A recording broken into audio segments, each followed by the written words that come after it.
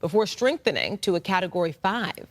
And some shop owners on Barbados say they are planning for a long rebuilding process. I just come to open the shop to check on it, but now I realize it is much more than I thought. The damage is, right now, I'm real heartbroken because this is a lot of work. This is more than a week's work here.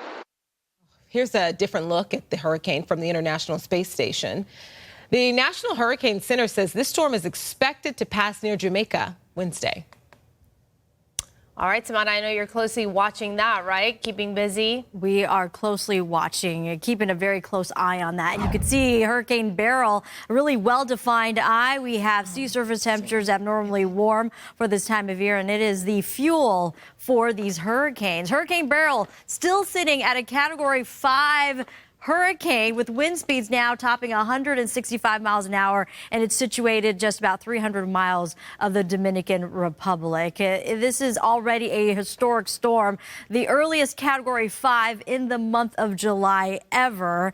So we're going to continue to watch its path. And speaking of Jamaica, hurricane warnings still in place there in advance of the approaching Hurricane Beryl. But by then it'll downgrade to Category 3, but we'll continue to see how it all plays out. So heads up, if that's where you're headed, you definitely want to check in with your airline carrier. Back here at home, the West Coast area of high pressure is going to build in, expand, and we're going to get a lot of heat, dangerous heat. We've got excessive heat warnings that takes effect later today, especially for our high desert communities. And even downtown LA will be under a heat advisory as early as Thursday. Hot and dry conditions, and that unfortunately does elevate our fire concerns across Southern California as well. Here's a breakdown. Outside of some patchy morning fog and some low-level clouds, we're going to make way for a lot of sunshine. Temperatures eventually building as that area of high pressure again dominates our forecast.